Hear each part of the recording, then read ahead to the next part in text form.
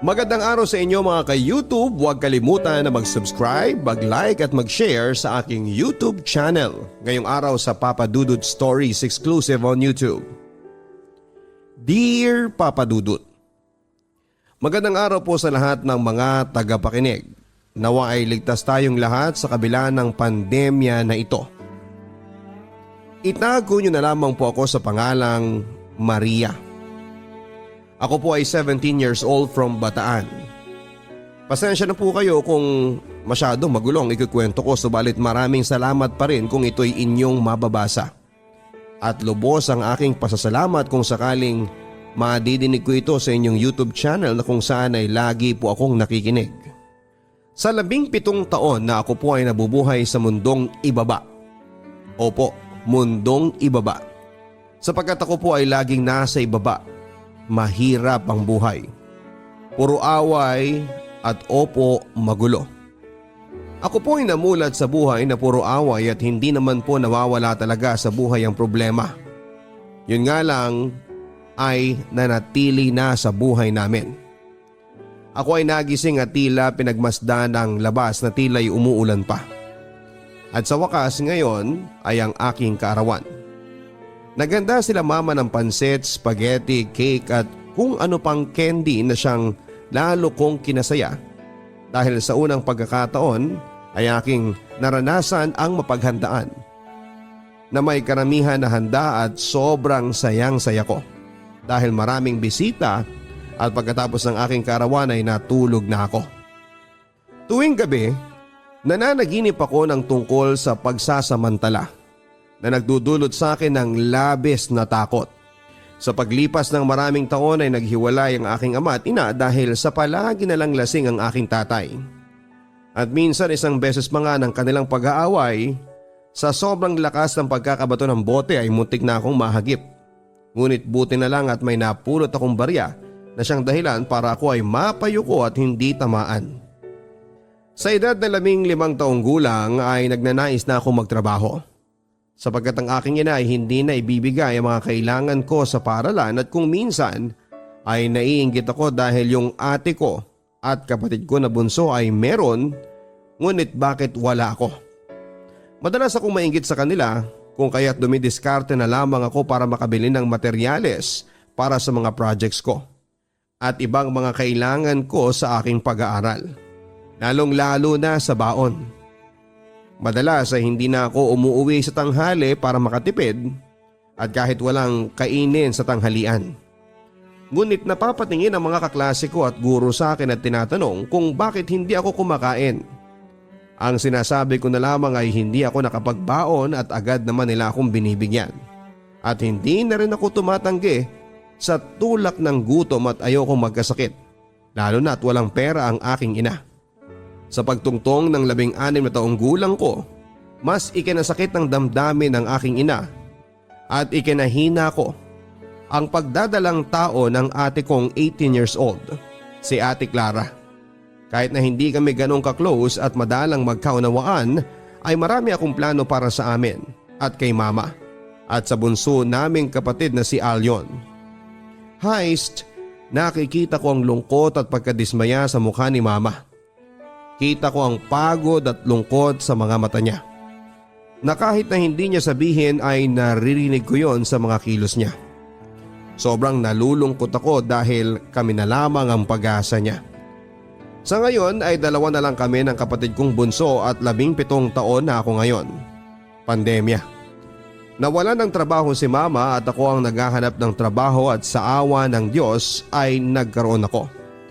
Ako po ay naging taga-kilo at taga-ayos ng asukalan at naging tagapatas ng mga biskwit at kung ano-ano pang trabaho.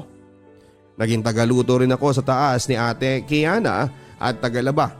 Kumbaga ay all around na kahit noong una ay 130 lang ang sahod ko. Kahit pa sinasabi ng ilang kasama ko na huwag akong papayag. Sa totoo lang ay abuso sa oras ang aking amo. Ngunit nananatili akong tahimik, Papa Dudut. Hanggang sa naging 200 at naging 250, ngunit ang pasok ko ay alas 4 ng madaling araw hanggang alas 5 ng hapon. Kapag uwian na talagang ipapahinga ko na lang dulot ng pagod. Walang pahinga-pahinga sa trabaho ko dahil bawat kilos mo ay makikita niya dahil may CCTV at nanonood siya. Ang kinikita ko sa bawat uwi ko ay ipinambibili ko ng bigas at mga delata.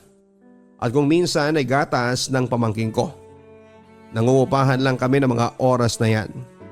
Ayaw ni Mama sa dating bahay namin dahil ika nga andon si Papa. Galit na galit siya tuwing binabanggit ko ang pangalan ni Papa. May mga pagkakataon din na hindi ko napipigilan ang sarili ko na makipagsagutan kay Mama.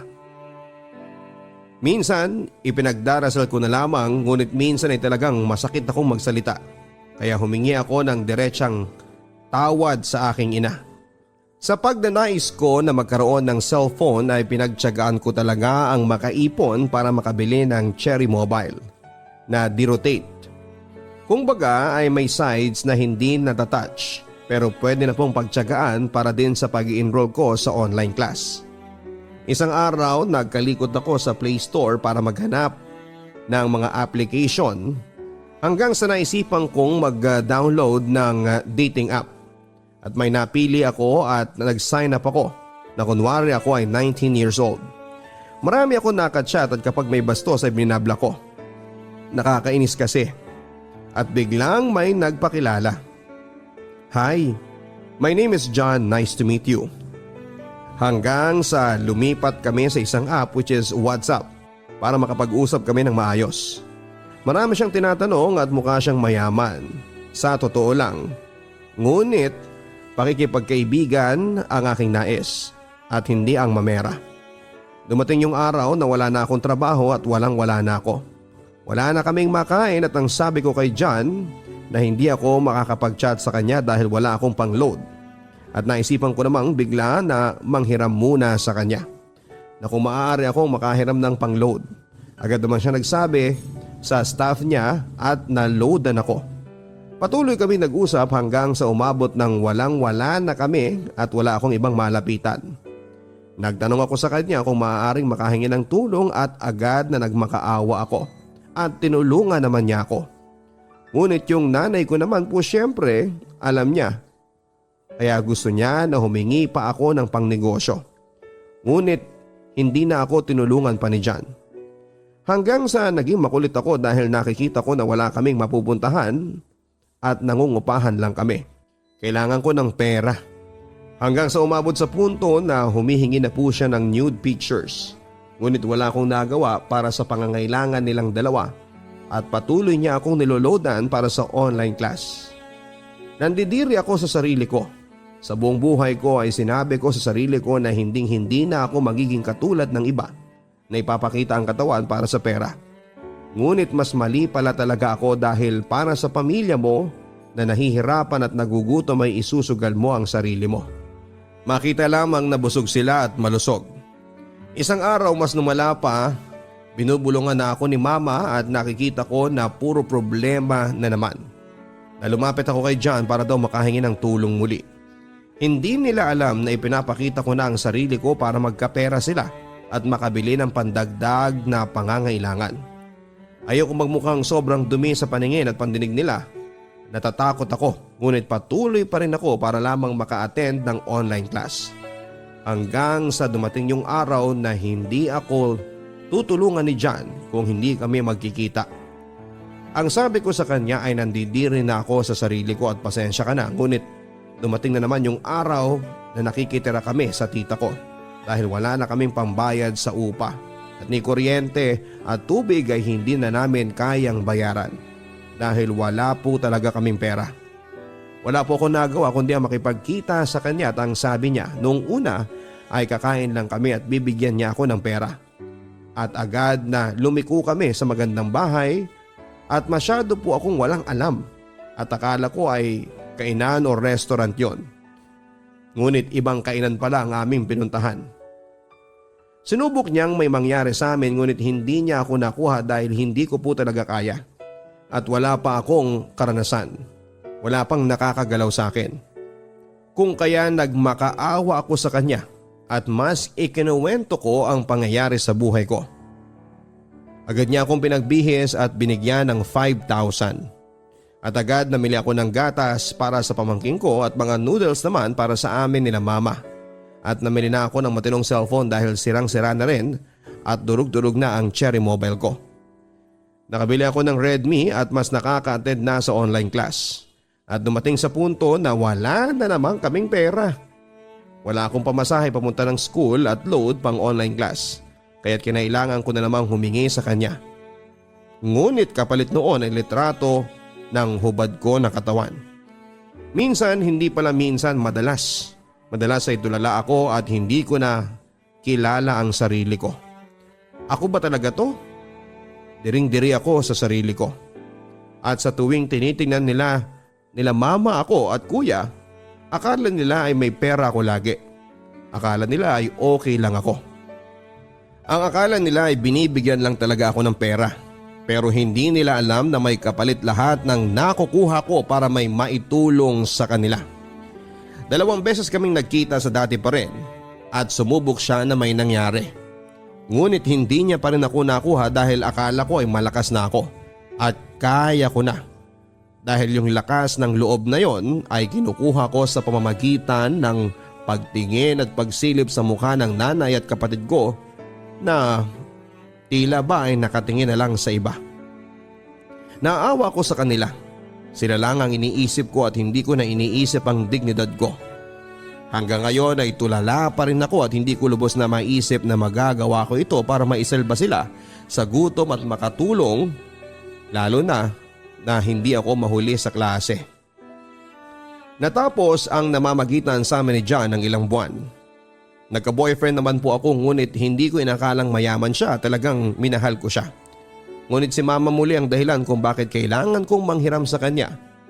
Pinapadalhan naman niya ako ng 3,000, may pasobrang 1,000 pa nga kung sakaling magkita naman daw kami. At dumating nga yung araw na magkikita na po kami dahil walang klase. Mahigit 1 linggo, ngunit 1 araw lang ako na malagi sa kanya. At alam ng aking ina yon. Pinadalhan niya ako ng pamasahe ngunit hindi ko inaakalang tulad rin pala siya ng iba na nais akong kunin. Ayoko nung una ngunit sa una lang naman daw masakit, ika nga. At hindi ko talaga kaya yon. Kaya't ang sabi ko ay matulog na lang kami. Nakinig naman siya ngunit kinaumagahan pagkatapos ng almusal ay muli niyang ninais na gawin yon. Wala na akong nagawa kahit ayoko at sobrang sakit ay tinis ko pa rin. Lutang na ako pag uwi at kunwari ay okay lang ako. Lumipas ang ilang araw, buwan, mas umikli ang oras niya sa akin. Ang mali ko lang ay hindi ko agad sinabi na minor de edad ako. Ngunit kahit na ganoon ay maaari naman niya akong hintayin. Sobrang sakit pa rin sa akin at hanggang ngayon bagong-bago pa rin sa isipan ko. At marahil aral na po sa akin at patuloy kong dinadanas na hirap sa buhay. Patuloy na lumalaban kahit minsan ay gusto ko nang magpakamatay. Pero sa kalagitnaan ng lahat ng mga dinadanas ko ay nanay ko pa rin at kapatid ko ang iniisip ko. Magiging kalagayan nila kapag wala ako. Mahal na mahal ko sila, Papa Dudut, at gustong gusto kong mag-aral at makatapos ngunit walang ibang sumusuporta sa akin at sumusuporta kundi ang sarili ko lang. Pinagdarasal ko na sana ay may makatulong sa akin dahil sirang-sira na ang buhay namin. Wala kaming kuryente. At wala rin kaming tubig. Lubos na gumagalang, Maria. Ang sabi nila, wala raw forever. Marami ngang naniniwalang hindi posible ang habang buhay na pagsasama o kaligayahan. Nasa pelikula at TV lamang nangyayari yon. Sa langit lang daw may ganon. Hindi dito sa lupa. Pero may posibilidad bang maranasan natin ang forever habang nabubuhay tayo sa mundo? Magandang araw sa inyo mga kaibigan. Isa na namang napakagandang kwento ang ating pagsasaluhan. Dear Papa Dudut, isang napakagandang araw sa inyo at sa mga laging nakikinig sa inyong programa. Itago niyo po ako sa pangalang Pauline. 29 years old. Sinadya ko talagang gamitin ang pangalan na yan dahil ang beauty ko, ayon sa mga kakilala ko, ay katulad ng kay Pauline Luna. Hindi ako nagyayabang papadudot ha. Kasi hindi lang naman ako ang nakapansin niyan na may pagkakahawig kaming dalawa. Kapag biglaan kang tumingin, lalo ko siyang nagiging kamukha. Kung katawan naman ang pag-uusapan, ay may laban din naman ako sa kanya. Pero sa taas ay hindi kami magkapareho. Hindi ako nabiyayaan ng magandang height. Kung sa sapatos pa, hindi man lang naging class A o class B ang tangkad ko. Hindi man lang ako umabot sa 5 feet, 4'11" ang height ko. At ito ang patunay na hindi talaga ibinibigay ng Diyos ang lahat sa isang tao. Di bale, maganda naman. Dati papadudot ay wala akong pakialam kahit na dwarfina ako dahil cute naman. Hindi lang cute, maganda at sexy. Talagang conscious ako sa aking katawan at hindi ako nagpapataba dahil baka mapagkamalan akong luncheon meat. Confident ako sa sarili ko hanggang sa may isang pangyayari sa buhay ko na kumalabit sa aking very secure at bubbly personality. Mamaya ay malalaman ninyo kung ano yon. I consider myself as happy, bubbly, easygoing and ambitious. Ayoko sa negative energy at hanggang kaya ay sinusubukan kong maging positive. Kahit na may malaki pa akong problema. Wala akong pakialam sa mga chismis dahil gusto ko bawal ang sad. Dapat happy. Sa totoo lang, sinusubukan kong ang isulat sa masayang paraan itong kwento ko kasi ayokong nagiging sentimental. Ayoko nang umiiyak kasi masakit sa loob yon. Minsan naman hindi kailangan maging madrama ang kwento para maging maganda, hindi ba? Ang papa ko ay nagtatrabaho bilang factory worker at si mama naman isang plain housewife. 8 kaming magkakapatid. At ako ang panganay. Ang sabi ni mama nung bata pa ako ay may pagka-spoiled brat daw ako. Hanggang sa nasundan ako ng kapatid kong si Jamaica. Hanggang sa umabot kami ng 8. Dahil doon ay mahirap ang sitwasyon namin pagdating sa pera. Kaya bilib lang ako sa papa at mama ko dahil nagagawa naman nilang iraos ang bawat araw para sa aming pamilya. Noong graduate ako ng elementarya as valedictorian ay super proud syempre ang mga magulang ko sa akin.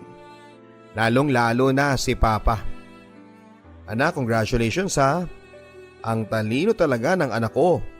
Mana sa papa niya. Hoy hoy hoy. Anong mana sa papa? Sa akin nagmana yang si Pulin.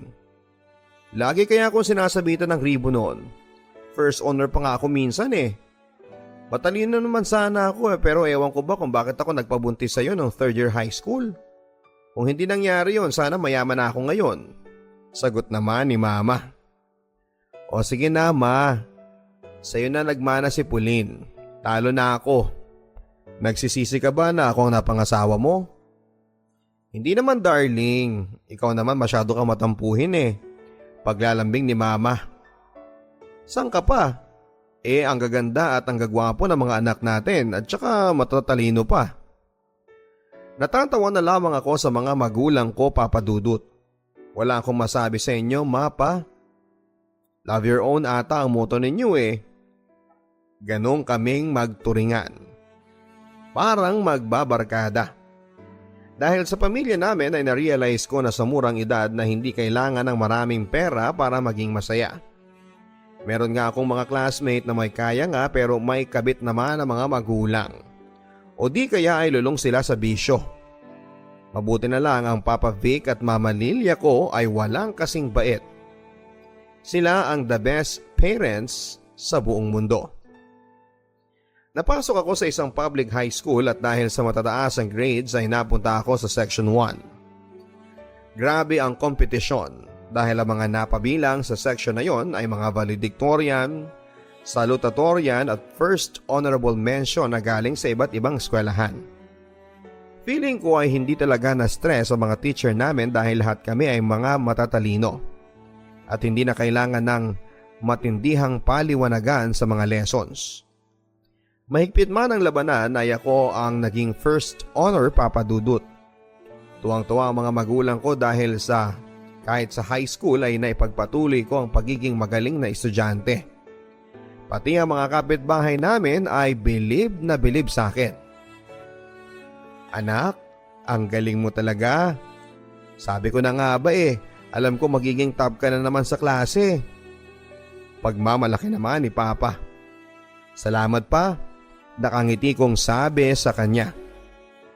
Pauline, anak, halika na, lalabas na tayo, ang sabi ni Mama. Ma, saan po tayo pupunta? Bibili tayo ng isusuot mo para sa recognition. Kailangan maganda ang suot mo dahil ikaw ang first honor. Ma, wag na. Ibili na lang natin ng bigas ang pera. Sayang naman, may damit pa naman ako dyan sa cabinet.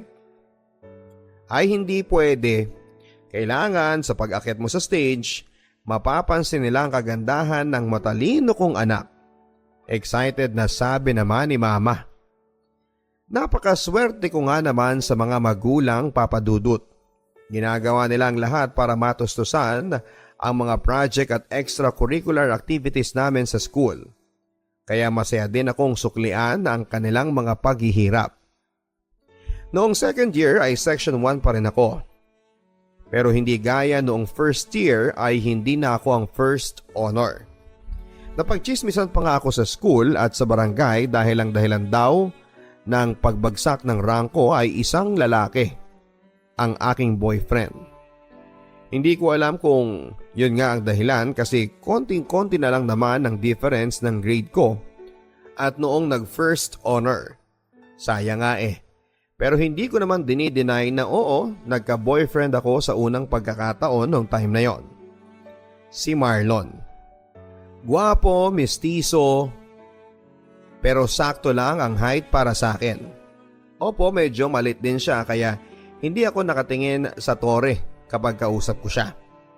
Mabait siya, thoughtful at nakilala ko dahil taga-barangay din namin. Marlon, isikreto na muna natin ang relasyon natin ha? Ang sabi ko sa kanya. Pero bakit Pauline? Natatakot ka bang mapagalitan ng mama mo at ng papa mo? Hindi. Sigurado kong hindi sila magagalit kasi malaki naman ang tiwala nila sa akin. Alam din naman siguro nila na sa ganitong edad, hindi pa tayo seryoso sa pakikipagrelasyon. Bakit gusto mong itago ang tungkol sa atin? Gusto ko pa naman sanang bisitahin ka sa inyo at maipakilala ang sarili ko sa mga magulang mo. Kasi baka kantsawan nila ako dahil pareho tayong maliit. Baka isipin nila, paano na lang ang mga magiging anak natin? Parang 7 dwarf ni Snow White? Pabiro kong sabi kay Marlon.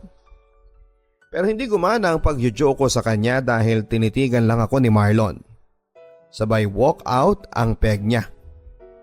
Hoy Marlon, saan ka pupunta? Huwag mo nga akong iwanan. Joke lang naman yun Ikaw naman, bumalik ka nga rito.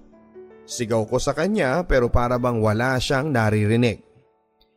Magmula noon ay hindi na ako kinausapan ni Marlon at pinadala na lang ako ng isang sulat. Pauline, makikipag-break na ako sa'yo. Pasensya ka na at sa ganitong way ko pa ginawa. Hindi ko pa kasi kaya makipag-usap sa'yo ng personal dahil sa mga sinabi mo. Nainsulto talaga ako so please, huwag mo na akong subukang lapitan pa at kausapin. Sana makakita ka ng lalaking mas pasok sa standards mo. Nakalagay sa sulat ni Marlon. Nakonsensya talaga ako papadudot sa mga sinabi ko kay Marlon. Wala naman kasi talaga akong masamang intensyon pero ayon, the damage has been done. Sabi nga nila. Nagalit siya sa akin at mukhang hindi na ako mapapatawad pa. Pinalipas ko muna ang konting panahon bago ko sinubukang lapitan si Marlon. After 2 weeks ay pinuntahan ko na siya sa kanyang paboritong pwesto. Ang ilalim ng puno ng mangga sa may tindahan ni Aling Biring. Doon kasi siya tumatambay kapag hapon na lalo na kapag wala ng pasok. Naalala ko rin na bougainvillea ang paborito niyang bulaklak. Kaya namitas na lang ako ng sanga nito sa tanim ng kapitbahay at nilagay ko sa buhok ko. Maala, Hawaiian ang dating Papa Dudut. Inayos ko muna ang buhok ko at damit ko at saka ako lumapit sa puno ng mangga. Alam kong kapag nilambing ko si Marlon, mapapatawad niya rin ako. Kaya malaki ang tiwala ko na gagana ang pinaplano ko. Pero paglapit ko sa may tindahan ay may grupo ng nakatambay doon. Kaya hindi ko kaagad nakita si Marlon. Aalis na sana ako nang marinig ko ang boses niya. Pauline, halika. Ipapakilala kita sa mga kaibigan ko. Wala na akong choice kundi ang lumapit sa kanya, Papa Dudut. Pauline, naalala mo pa siguro ang pinsan kong si Cheryl? Kasama niya mga kaibigan niya galing Baguio. Nagbabakasyon sila dito at sa bahay sila nag-i-stay. Proud na ipinakilala ni Marlon ang bawat isa sa kanila sa akin. Hanggang sa ipakilala niya ang isang babaeng matangkad, maganda, maputi at mahaba ang buhok. Ito nga pala si Candy, girlfriend ko. Sa pagsabing yun ni Marlon ay kinuha niya ang kamay ng babae at hinalikan nito. Para akong nabilaukan, Papa Dudut. Agad kong hinila si Marlon palayo sa grupo at tinanggal ang bougainvillea na nakalagay sa buhok ko. Girlfriend? Anong GF? Bakit Pauline? Hindi ba ako pwedeng magka-girlfriend? Ang tangkad niya para sa iyo, Marlon. Baka naman sa bandang huli lukuhin ka niyan at ipagpalit kapag na-realize niya na hindi kayo bagay. Wow, feeling concerned ka ngayon sa akin ah. Alam mo Pauline, hindi lahat ng babae kagaya mo. Si Candy, hindi niya nakita ang height difference namin. Ang ugali ko ang nakita niya. Kaya niya ako sinagot. At saka 14 lang ako. May chance pa akong tumangkad no? Ang taas ng kilay ni Marlon habang sinasabi sa akin yon. Akala mo tutubo ka pa? Wish mo lang. Hindi ka natatangkad kasi nga ang mga binti mo maiiksi. Pulang-pula ako habang sinisigaw yon kay Marlon. O ayan ka na naman Pauline eh. Akala mo kung sino ka matangkad. Alam mo, hindi na ako masasaktan sa mga sasabihin mo kasi kilala ko ang sarili ko at alam kong mahal mo pa rin ako. Pero masaya na ako kay Candy eh. Pwede pa rin naman tayo maging friends, okay? Aaminin kong nasaktan ako sa mga sinabi niyang yon. Kahit na hindi naman gaanong seryoso ang relasyon naming dalawa. Pwedeng puppy love na matatawag yon. Pero hindi pa rin nagbabago ang katotohanang si Marlon ang first boyfriend ko. Na siya ring nagbigay sa akin ng aking first kiss. Siyempre, espesyal yon para sa akin. Pagkatapos ng ilang buwan after naming mag-break ni Marlon ay nakilala ko naman si Tope. College student siya nung time na third year high school pa lamang ako. Wala naman siyang sinabi kay Marlon. 5'6" ang height niya at talatang may itatangkad pa dahil mahaba ang kanyang mga bias. Siyempre gwapong-gwapo siya at malakas ang datingan. Alam kong sa edad niyang yon ay marami na rin siyang mga naging relationships kaya naman sobrang ingat din ako Papa Dudut. Ayaw ko namang magkamali kami no at pagsisihan ko yon habang buhay. May pangarap pa akong tulungan ng mga magulang at kapatid ko. Kaya ayaw kong may pagsisihan kami ni Tope in the future. Pero sobrang porsigido talaga siya. Kahit malayo ang bahay namin sa boarding house niya ay pumupunta siya sa amin tuwing weekend. Pauline, mamayang alas 8 magkita tayo dun sa basketball court ha? Ang sabi pa ni Tope. Ha? Bakit doon naman? Di ba ang dilim doon kapag ganong oras? Bawal nang maglaro doon kapag ganon. Takang-takang tanong ko naman kay Tope. Ay sus, eto naman oh. Gusto ko lang na magkaroon ng quality time tayong dalawa. Yung tipong walang makakasagabal sa atin. Mas maganda nga yung walang ibang tao dun eh. Tahimik tayong nakatambay dun sa may mga bleachers. Quality time? Sa basketball court? Hindi kita maintindihan ha. Basta magkita na lang tayo doon. Huwag ka nang magpakipot ha. Alam ko namang gusto mo ring makasama ako. Sagot niya sa akin. Sa mga sinabing yun ito ay para akong nainsulto, Papa Dudut. Feeling ko kasi parang hindi niya ako ginagalang. Ano ba talaga ang nararamdaman niya para sa akin? Mahal ba niya ako talaga? Alam ko naman ang intensyon niya kaya niya gusto makipag-meet sa akin sa madilim na lugar na yon. Ano? Pupunta ka ba o hindi?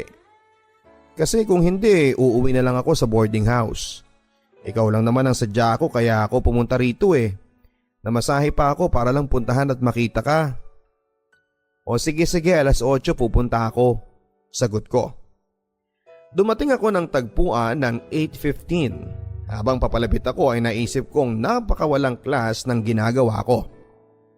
Ang alikabok ng mga upuan at panay ang tingin ko sa paligid kung may nakakakita ba sa pagpasok ko. Gym style kasi ang basketball court sa amin, Papa Dudut. Nakita ko nakaupo sa pinakatagong sulok si Tope kaya nilapitan ko siya. Hi Pauline, halika, tumabi ka sa akin. Noong nandun na ako ay nagdalawang isip ako lalo na sa ginawa kong pagpunta. Pero nandun na ako, kaya tinabihan ko na lamang si Tope. As soon as nakaupo ako ay sinunggaban niya ako kaagad. Pilit kong tinanggal ang kamay ni Tope na nakahawak sa bewang ko at panayang iwas ko sa mga halik niya. Ano ba Pauline? Bakit ka ba ganyan? Para kang tuod eh. Nainsulto talaga ako sa mga sinabi ni Tope. Doon ko na-realize kung gaano siya kabastos. Alam ko na ngayon kung anong klaseng lalaki siya. Alam kong hindi niya ako totoong mahal. Nagpunta ka na rin naman dito, ibig sabihin nun gusto mo rin may mangyari sa atin.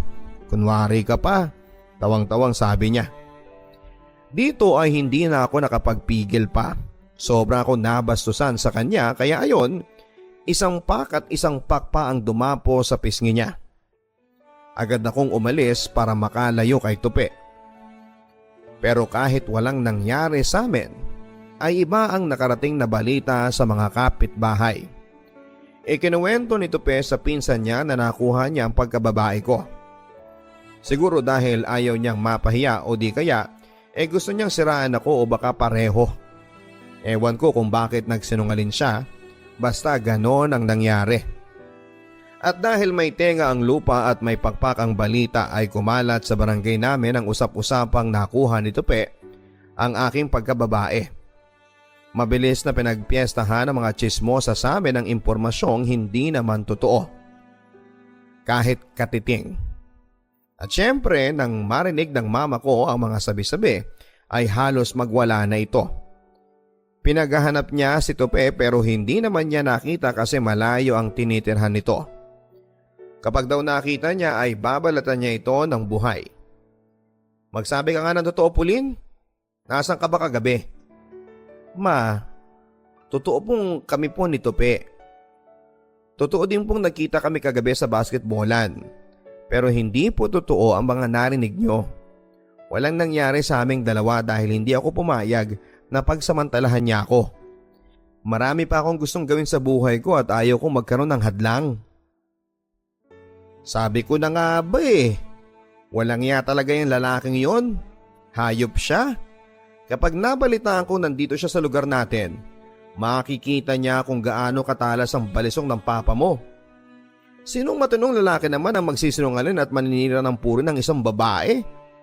Bastos siya. Hindi ka ba niya sinaktan anak? Wala ka bang nararamdaman? Kasi kung meron man dadalhin kita sa doktor. Ma, okay lang po ako. Hindi naman niya ako sinaktan. Fighter yata ako no? Nakangisi kong sabi. Aba, may gana ka pang ngumiti ha pagkatapos ng ginawa niya. Pauline, sa susunod mag-ingat ka ng husto. Hindi mo alam ang kayang gawin ng ibang lalaki dyan. O siya, dito ka muna at may pupuntahan ako. Ma, saan ka pupunta? Susugurin ko yung kapitbahay nating wala nang ibang alam gawin kundi ang mangchismis at magkalat ng balitang hindi totoo. Pipigilan ko sana si mama pero napakabilis niyang nakalabas ng pintuan. Buti na lamang at nagkataong nasa labas ang kapatid ko at siya na ang pumigil sa kanya. Maigi nang makaiwas sa skandalo at away. Hindi naman totoo ang usap-usapan kaya bakit ako magpapaapekto. Sanay na rin naman ako kay mama. Kapag mga anak na niya ang pinag-uusapan, ipaglalaban niya kami hanggang sa kamatayan pa. Kahit na may pagkabungangera at nagger si mama, ay mahal na mahal niya kami. Siya ang disiplinaryan at hindi na kakaiba sa mga kapatid ko ang makatikim ng palo ng walis kapag nagpapasaway. Si Papa naman ay kabaliktaran. Exact opposite si Papa dahil sobrang bait niya. Hindi ko nga maalala ang kahit na anong insidente kung saan ay nagalit siya sa amin o kay mama. Masasabing under desire siya pero kapag namalo naman si mama sa aming magkakapatid ay to the rescue naman siya para ipagtanggol ang mga anak niya. Yun nga lang nauunang sumerender si Papa. Hay, mukhang totoo talaga ang kasabihang opposites attract. Ano kaya? Kailan ko mahahanap ang opposite ko? Gusto kong dumating na ang panahon na yon at kapag nagkataon sana ay kaugali niya si Papa. Sayang si Marlon kasi kahawig ng personality niya ang kay Papa. Pero past is past. Hindi bali na lang. Bata pa naman ako kaya in the meantime, i-enjoy ko muna ang buhay ko habang bata pa ako. Collect and then select. Sabi nga nila. Lumipas ang ilang buwan at tumungtong na ako sa 4th year high school. Okay naman ang performance ko sa school kahit na may mga crush at nagiging boyfriend ako. Dahil doon ay pinagpiestahan ako ng mga libakera sa amin. Sinabi nila ang panganay ni na mama at papa ay maharot at kung sino-sino na lang ang pinapatulan. Ang pananamit ko ay naging puntirya na rin nila. Dahil nga sa height ko ay hindi ako pwedeng mag-loose ng mga damit. Kasi ayoko namang magmukhang suma na nilagay sa supot. Kaya naman ang get up ko ay maiksing short at may ternong body fit na shirt o spaghetti. Okay lang dahil makinis naman ako. Hindi maputi pero hindi rin maitim. At wala akong bilbil. Naniniwala naman ako sa kasabihang if you've got it, flaunt it. At yun mismo ang ginawa ko. Wala rin akong pakialam sa mga sinasabi ng ibang tao. Bakit ko ba sila papansinin? Hindi naman sila nagpapakain sa akin. Mga magulang ko nga okay sa style ko dahil alam naman nila na wala akong gagawing masama. At saka hindi ako lantarang relihiyosa. Wala naman akong naaapakang tao. Hindi gaya ng iba na madasalin nga pero nananakit ng iba. Hindi man ako linggon-linggong nakakasimba. Nagdarasal pa rin ako at nagbabasa ng Biblia. Dahil yon ang itinuro ni na mama at papa sa amin. Fiesta sa barangay namin at excited ang lahat dahil may mangyayari daw na kasiyahan sa basketball court. Meron daw talent showdown at Miss Gay at may konting pakain. Kaya naman sabik ang lahat na magpunta papadudot. Pagkarating ko doon ay kasama ko ang mga pinsan kong sina Lucy at Lori ay nagulat ako nang makita ko si Marlon at ang maganda niyang GF. Si Carrie or Carmina, ewan ko. Wala akong pakialam kung ano ang totoong pangalan niya. Napaka-sweet nilang dalawa. Magkahawak ang kamay at laging inaalalayan ni Marlon ang GF niya. Hindi ko maiwasang magselo sa mga nakikita ko. Siguro ay talagang hindi pa ako nakaka-get over kay Marlon. Hoy Pauline, tingin ka ng tingin dyan ah. Baka matunaw na yung ex mo sa kakatitig mo. Pangangantsaw ng pinsang kong si Lucy. Hay nako, parang ang siyang nila no. Hindi ko alam kung dapat bang manghinayang ako. Nakakaloka. Biglang dumating ang isa kong pinsan na si Lori na may kasamang 3 lalaki. Hello mga insan, may papakilala ko sa inyo. Mga bago kong friends.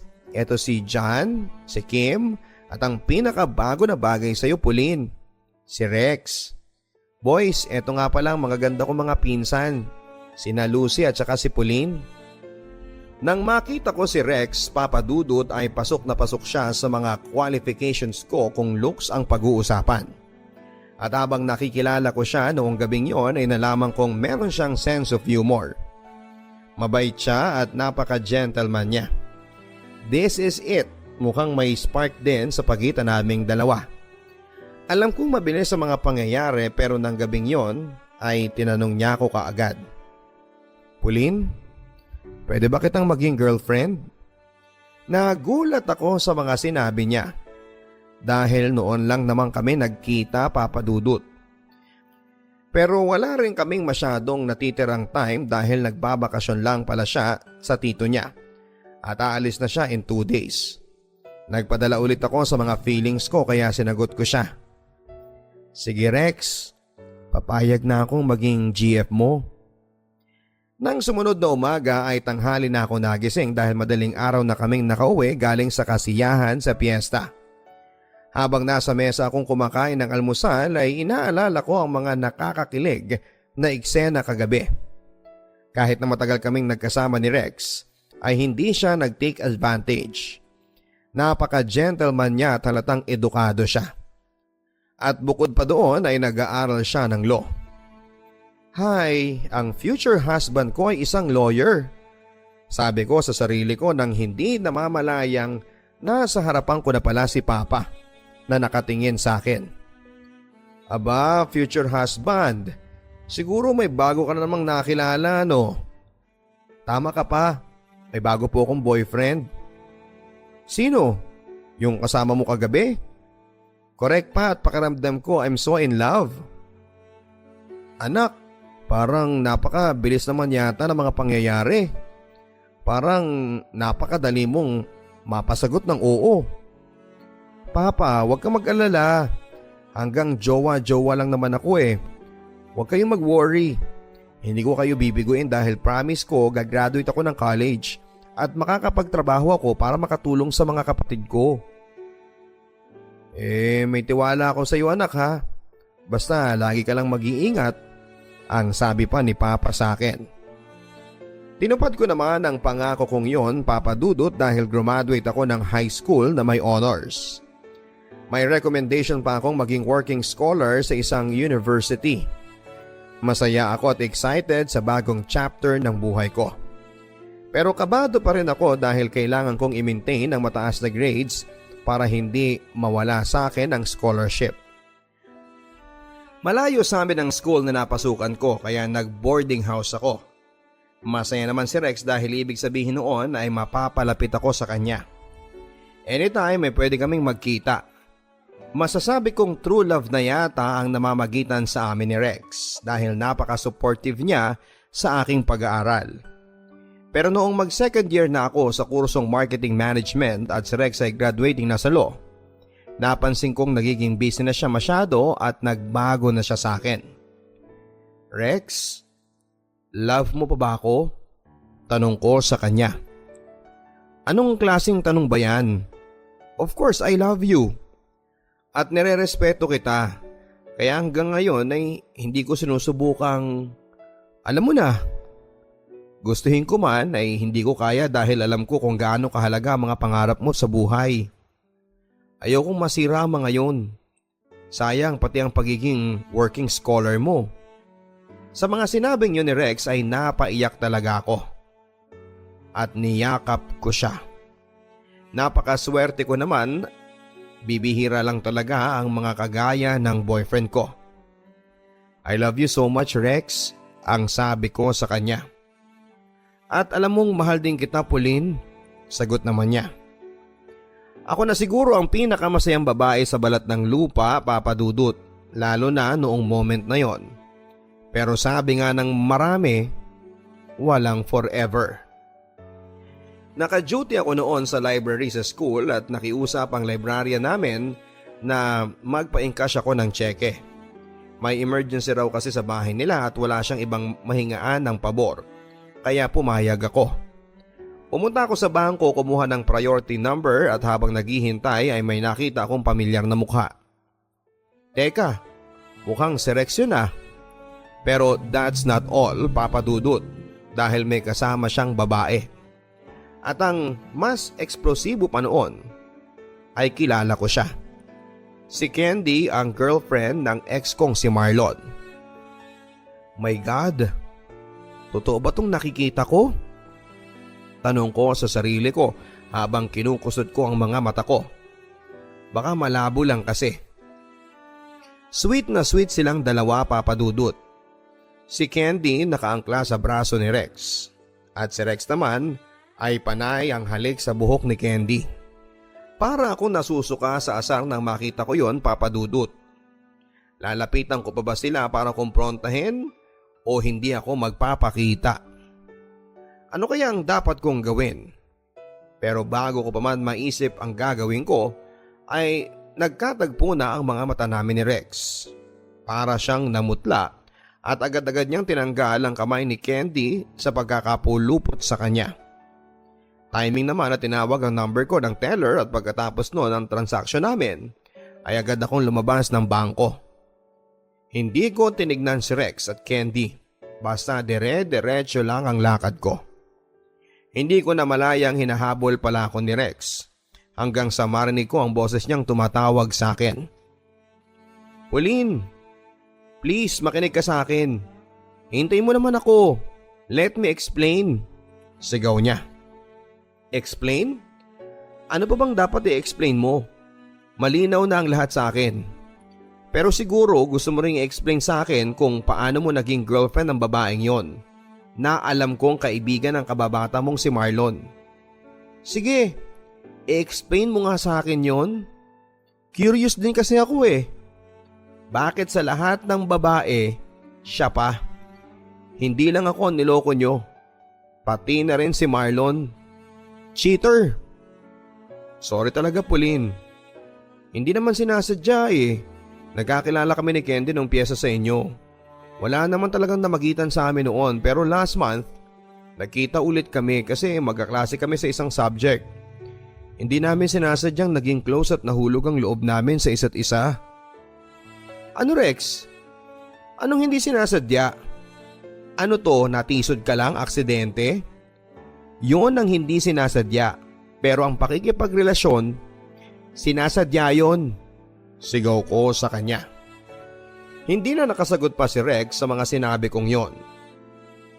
Napabagsak na lang ang mga balikat niya at hindi na siya nakatingin sa akin. Kagad akong pumara ng jeep at sumakay. Hinayaan ko si Rex na nakatayo sa kinakaroonan niya. Para sa akin, yun na ang katapusan ng relationship namin. Oo, nasaktan ako dahil niloko ako ni Rex. Pero nasasaktan din ako para kay Marlon.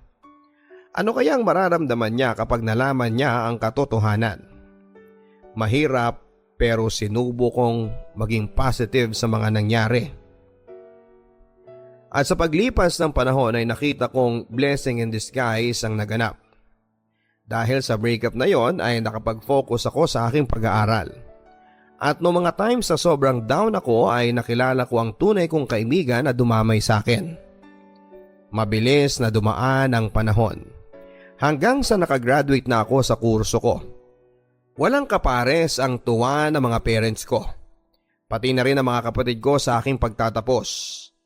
Ang mga kapitbahay nga naming chismosa hindi makapaniwalang nakagraduate ako dahil sa forecast nila ay mabubuntis daw ako at hindi makapagpapatuloy sa pag-aaral.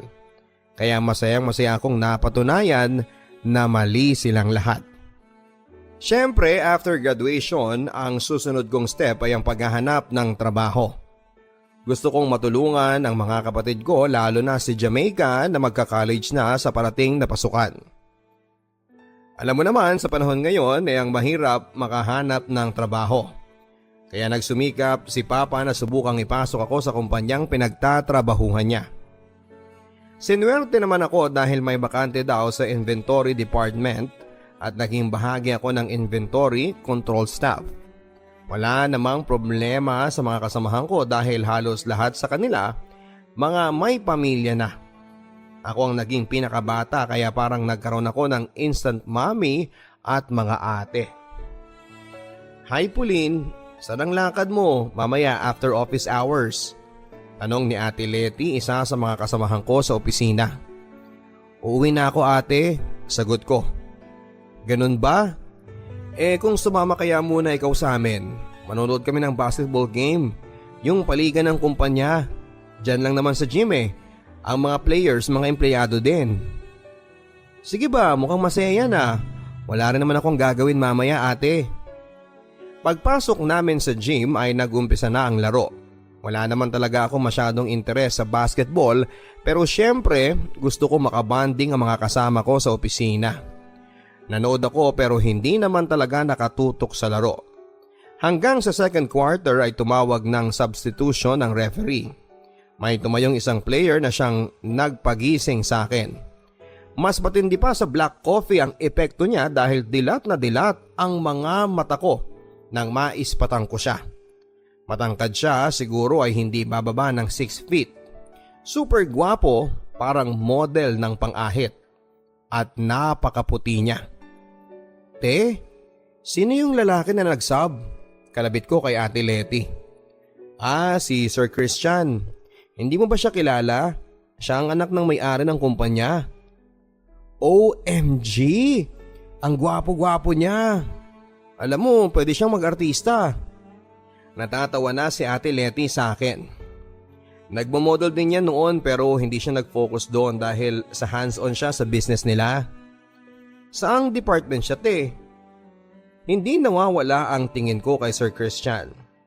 Hoy, nakakahalata na ako sa mga tanong mo ha. Parang hindi na makakauwi si Sir Christian sa mga sinasabi mo. Kasi gusto mo na siyang ikulong sa puso mo. Ang sabi ni Ate Letty. Boom, ikaw na Ate Letty. Pero sagutin mo muna ako. May asawa na ba siya o single pa? Sa pagkwekwentuhan namin ay nalaman kong single pa siya, Papa Dudut. Parang musika sa mga tenga ko nang narinig ko yon. Siya ang Chief of Sales and Marketing sa kumpanya namin. Sa totoo lang ay na-love at first sight ako sa kanya. At dahil doon ay lagi akong inspired na magtrabaho. Kapag Wednesday at schedule ng laro nila ay lagi akong present. Iniisip ko talaga ang susuotin ko sa araw na yon. Araw-araw ay hindi ko makakalimutan na mag-makeup para ma-enhance ang beauty ko. Kailangan ay paghandaan ko ang moment ng pagtatagpo namin ni Sir Christian. Pauline, parang iba ang aura mo ngayon Bakit kaya ang ganda mo? Kantsaw sa akin ang mga katrabaho kong nakaalam na may crush ako kay Sir. In fairness, maganda ka pero paano na lang kapag nagkatuloyan kayo? Pwede kanyang gawing tungkod sa liit mo. Biro pa ng isa kong kaopisina. Tago sa puso ko ang birong yon dahil naalala ko si Marlon at ang pangmamata na ginawa ko sa kanya noon. Kumusta na kaya siya? Matagal na kaming hindi nagkikita. Isang araw ay lumapit sa mesa si Ate Letty. Girl, eto ng pagkakataon mo Isang napakalaking paborto para sa'yo. Itong report na hawak ko dapat i-email ko lang sa marketing department. Pero dahil naaawa na ako sa pagpapapansin mo kay Sir, gusto kong i-deliver mo ito doon Naghalo ang saya, excitement, kaba at kung ano-ano pang emosyon sa puso ko habang naglalakad ako papunta sa marketing. Pero bago ako dumiretso doon ay nag-retouch muna ako at sinuot ko ang 4 inches heels ko na hiniram ko sa opisina ko. Sa pagdating ko sa marketing department ay hinanap ko agad ang office ni Sir Christian at agad ko namang nakita yon. Ang instruction ni Ate Letty ay ibigay ko ang folder sa sekretary niya. Kakatok na sana ako sa pintuan ng office nang may lumabas na babae. O may gulay. Para ako nakakita ng modelo. Maalanghel ang beauty, ang katawan ay parang sa Barbie. At walang ka-effort ang ganda niya. Walang makeup, nakapusod lang ang buhok at naka-loose white t-shirt at skinny jeans tapos ay rubber shoes. Bigla akong tinamaan ng pagka-insecure sa nasabing girlalo. Kung sana ganun lang ang katawan ko di sana pwede ko nang kompetisyahin si Megan Yang sa ganda. Papasok na sana ako sa office ni Sir pero biglang may kumausap sa akin. Miss, off limits dyan. Ano pong sadya nyo kay Sir Christian? Hindi ko na malayan na nasa labas pala ang mesa ng sekretary niya. Ma'am, para po kay sir ito. Salamat. Agad akong umalis at naglakad pabalik sa department ko. Nasayangan ako dahil hindi ko nakita ang sadya kong si Sir Christian. Sino kaya ang babaeng lumabas sa office niya? Napalingon ulit ako sa opisina niya, pero dahil sa kakaisip ko ay hindi ko napansing sumingit ang heel ko sa isa sa mga maliit na biyak ng tiles. Napakabilis ng mga pangyayari, Papa Dudut. Bigla na lang akong plakda sa sahig dahil sa lakas ng pagbagsak ko at medyo napatili pa ako ay nakuha ko ang atensyon ng lahat. Kasama na si Sir Christian na lumabas sa office niya. Anong nangyari? Miss, are you okay? Tanong niya sa akin habang nagmamadali siyang lapitan ako. Hindi ako nakasagot at agad dahil sa sobrang sakit ng tuhod ko at ng balakang ko. Tumulong nga ang luha ko. Siguro talagang nakakaawa ang itsura ko kaya niya ako tinulungan. Okay lang ako sir, salamat po sa pagtulong nyo. Babalik na po ako ng department ko. Are you sure? Parang hindi ka pa okay eh. I think you should go to the clinic. Ang sabi pa niya. Thank you so much sir, but I'm okay. Pasensya na po sa abala. Aalis na po ako kasi may trabaho pa ako naghihintay sa akin. Hindi yon ang nai-imagine kong pagtatagpo namin pero at least masasabi kong napansin niya ako, hindi ba? Nakakahiya lang talaga kasi menos ganda points. Bumalik ako sa office na bitbit ang heels dahil nga naputo ng isang takong sa pagkakadapa ko. Nang sumunod na araw ay hindi ako nakapasok dahil medyo namamaga ang isa kong paa. Tumawag ako sa office para magpa-excuse. Bukod sa sakit ay hindi ko rin maiwasang isipin ang kahihiyang naranasan ko. Wala na talaga akong pag-asa kay sir. Sayang ang mga effort kong pagpapaganda dahil nakita niya ako sa worst kong itsura. Nagulat ako nang may kumatok sa pintuan dahil wala naman akong inaasahang bisita. Ako lang mag-isa kasi si Papa ay maagang umalis papunta sa trabaho. Sino pong hanap nila? Tanong ko sa lalaking nakita kong nakatayo sa labas. Hindi ko kasi kilala ang mukha niya. Driver po ako ni Sir Christian, ma'am. Ha? Driver ni Sir Christian? Bakit kayo nandito? Pero bago pa man masagot ng lalaki ang tanong ko ay bigla kong nakita si Sir Christian. Napapalabas ng kotse at naglalakad papunta sa amin. Halos kasing taas niya ang pintuan, Papa Dudut. Gulat na gulat ako sa pagdating niya. Ni hindi man lang ako nakapagsuklay at ang mga eyebags ko ay nangingitim pa dahil sa puyat. Hiyang-hiya talaga ako sa kanya. Bakit ba ganon? Sa tuwing magkikita kami ay lagi akong walang ayos. Sir, bakit po kayo nandito? Tanong ko sa kanya.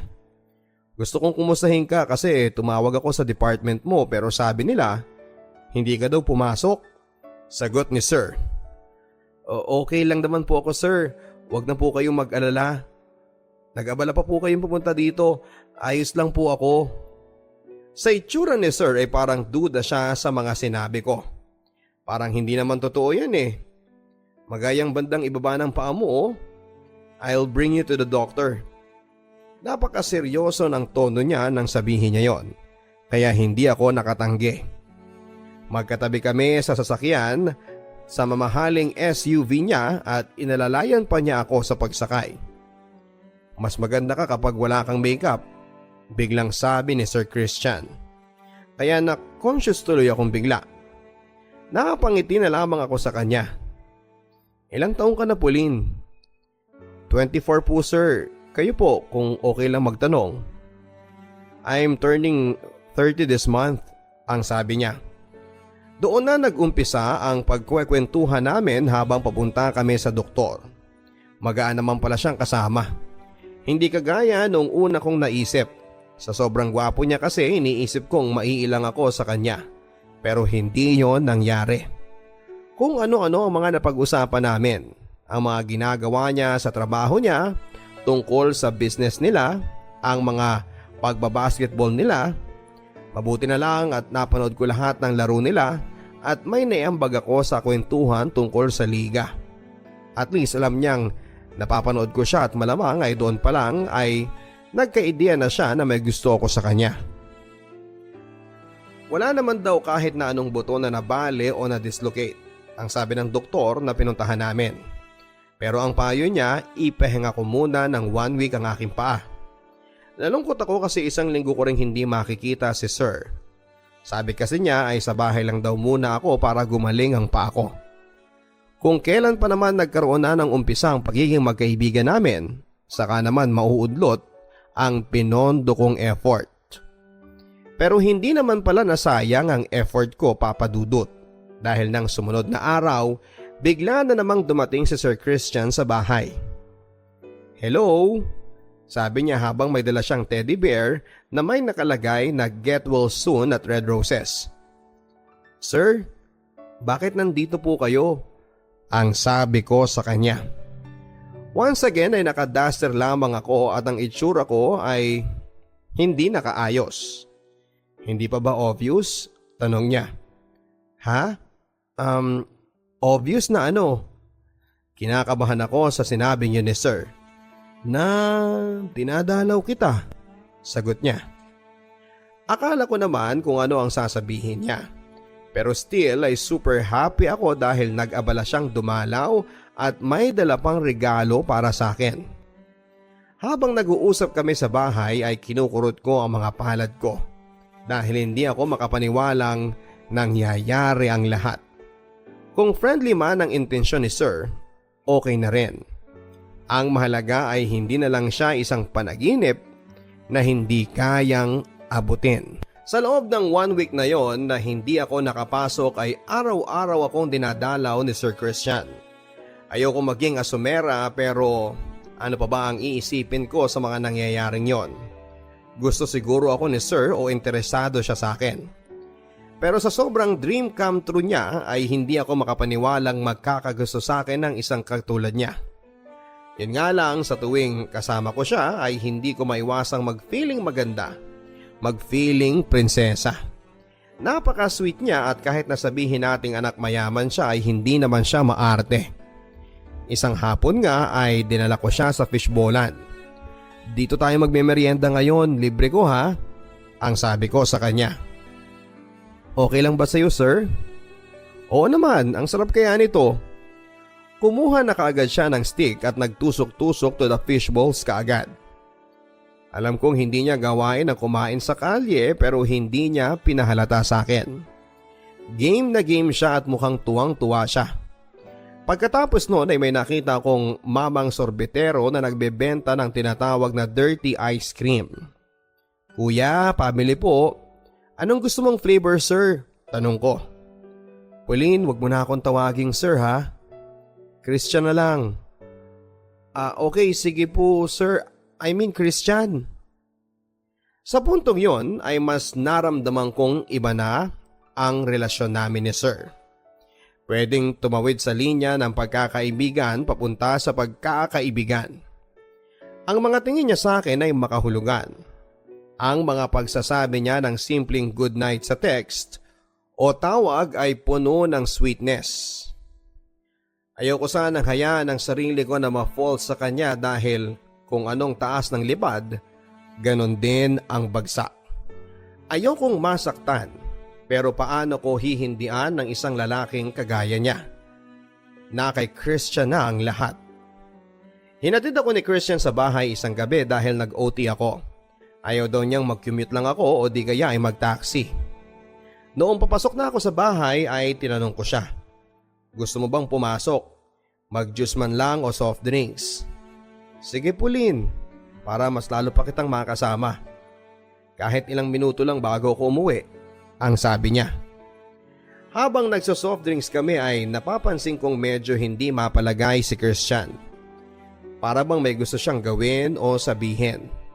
Hindi ko maintindihan. "Christian, okay ka lang ba?" Yes, kasi may gusto lang akong sabihin sa'yo." Hinawakan niya ang kamay ko. Pero hindi pa rin siya nakapagsalita, Papa Dudut. Natatawa nga ako dahil hindi naman siya ganon. Kadalasan ay confident siya.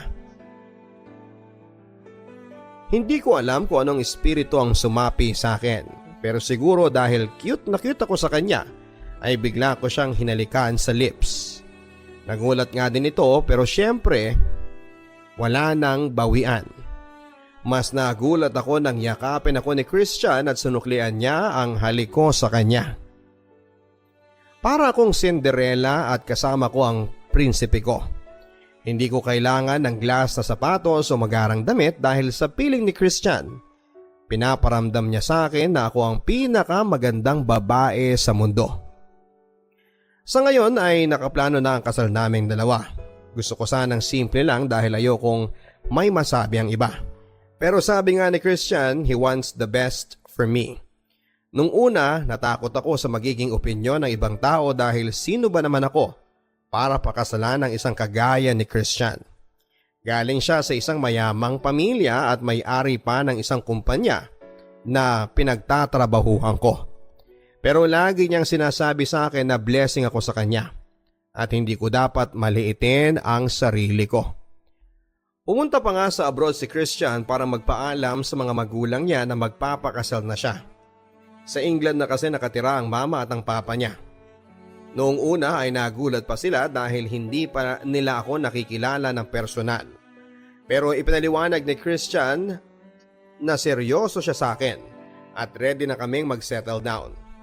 Ngayon ay madalas na kaming mag-usap ng magiging parents-in-law ko sa Skype o di kaya naman ay sa Facebook.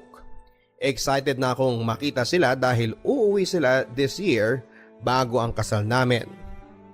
Kahit na ayoko sanang maniwala sa forever. Ang buhay naman ang gumagawa ng paraan para ma-realize kong nag-i-exist siya. Ngayon ay handa na akong makasama ang forever ko. Ang aking mahal na si Christian. Nagmamahal, Pauline. Madalas ay biru-biruan ngayon na ang forever daw ay hindi po totoo. Sa dami nga ng mga nagbe-break na couples ay iisipin mo talagang ganon, ano? May iba nga dyan na kahit matagal na sila ay hindi pa rin humahantong sa kasala ng relasyon at nasisira din. Mahirap nga pong magtiwala at umasa kapag yon ang iyong mga nakikita. Pero tignan natin ang mga success stories ng pag-ibig. Marami din namang mga nagtagumpay against all odds. At mapapahanga ka rin sa mga kwento nila. Tumingin ka lang sa paligid mo. Sa mga kaibigan at pamilyang naging wagi pagdating sa relationship. Ang mga kwentong yon ang magbibigay ng inspirasyon sa iyo para isipin na totoo ang forever. Kailangan lang ay think positive para ma-attract mo ang taong para sa iyo. Nandiyan naman talaga ang forever. Maaring hindi mo pa nga lang nakikita. Ipadala ang inyong Papa Dudut Stories exclusive on YouTube sa stories@papadudut.com. Maraming salamat po.